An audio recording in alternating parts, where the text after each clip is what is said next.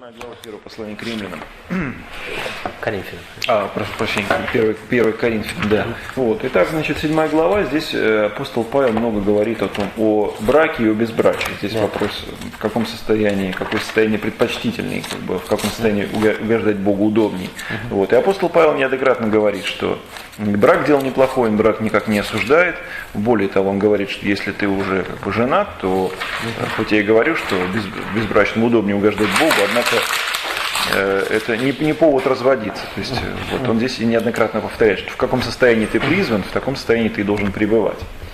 Вот это смысл этой главы. Вот. И наконец, с 32 стиха он начинает говорить, что в безбрачии удобнее угождать Богу. А я хочу, чтобы вы были без забот. Не женатый заботится о Господнем, как угодить Господу, а женатый заботится о мирском, как угодить жене. Есть разница между замужней и девицей. 32-33 стих. Вот. Итак, апостол Павел, единственное преимущество, которое он здесь выдвигает, почему безбрачие лучше брака, в том, что в таком состоянии удобнее угождать Богу. Вот. И он тут явную причину объясняет, что женатый заботится о том, чтобы как можно больше угодить жене, а не женатый все свои силы полагает на угождение Господу. То есть ему нет необходимости не заботиться. Угождение здесь в том смысле, что забота. Вот. Нет необходимости заботиться о семье, о детях и о доме и так далее. Вот. И Феофан Затворник замечает, что как бы забота, попечение, вообще вот такая вот многопопечительность, ни одна из страстей не представляется такой благовидной, как эта страсть. И ни одна из страстей не делает столько зла человеку в его христианской жизни, как это.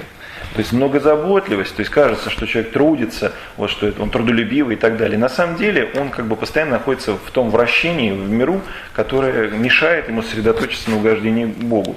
Вот. И святые отцы именно поэтому, и монахи именно по этой причине старались, чтобы и рукоделие монашеское, все занятия монашеские сводились к минимальным попечениям. То есть если человек, допустим, искусен, он может делать какие-то, скажем, сложные произведения искусств, то наоборот, он должен плести какие-то простые корзинки, чтобы ум его не развлекался, чтобы только руки механически работали.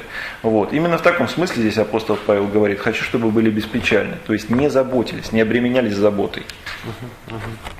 А это кто говорит? Вот это вот, это все святые отцы. Феофан Затворник, да. Незамужний заботится о Господнем, как угодить Господу, чтобы быть святой телом и духом, а замужний заботится о мирском, как угодить мужу. 34 стих. Вот. Здесь апостол Павел говорит, опять-таки, теперь уже не отношение мужчин, а отношение женщин, что большая разница между замужней и девицей. Вот. Девица заботится о том, чтобы угодить Господу, а замужний заботится о том, чтобы угодить мужу. Вот. Но по этому поводу, например, блаженный Феофилак говорит, что он обращает внимание на эти слова, что угодить телом и духом, быть святой телом и духом. Вот. Ни одной телесной святости, ни одного телесного девства требует Господь, но и девство духом. Вот поэтому он говорит: поэтому, когда увидишь, если какая-нибудь дева, девство восприявшая, вдается в мирские попечения, знай, что ничего не разнится, она от замужней. Павел точно определил черты, по которым их различать должно. Это не брак только и безбрачие, многопопечительность и без попечения. Так что многопопечительная уже не девственница, ибо чем тогда разнится она от замужней, многопопекущейся о том, как угодить мужу и другим суетностям. Вот такое интересное замечание делается. Поэтому если какая-нибудь монахиня так кичится своим монашеством, своим девством, на самом деле крутится в миру и занимается мирскими делами, то она ничем не отличается от замужней женщины. Вот, поэтому никакого преимущества в глазах Божьих не получает.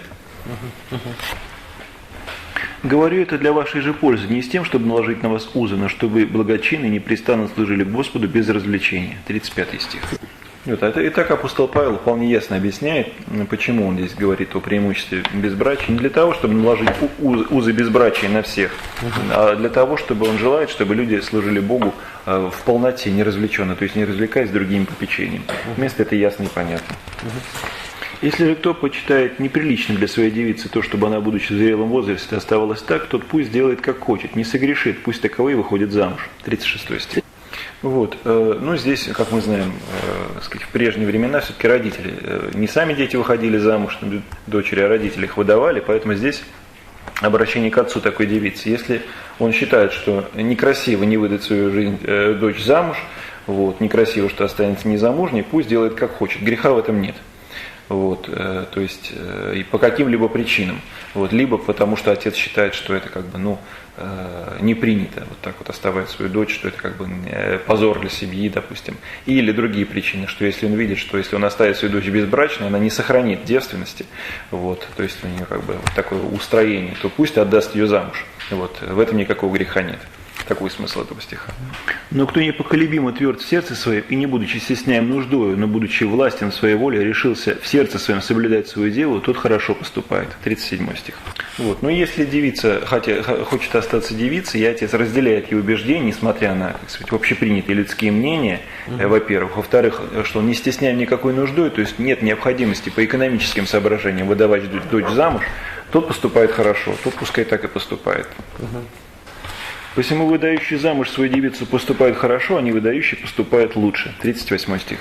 Вот. По этому поводу святые отцы замечают, что вот отношение настоящее христианское к браку и безбрачию не хорошо и плохо, а хорошо и лучше. Вот. То есть ни в коем случае православная церковь брак не осуждает и безбрачие не считает как бы состоянием исключительно полезным, а брак вредным. Нет. Брак хорошо, но безбрачие лучше. Вот такое отношение. Жена связана законом, доколе жив муж ее. Если же муж ее умрет, свободно выйти за кого хочет, только в Господе. 39 стих. Вот здесь апостол Павел обращается не к девицам, а к вдовам. Вот. И здесь понятна причина. То есть, если она овдовела, то нет никакого греха, если она второй раз выйдет замуж.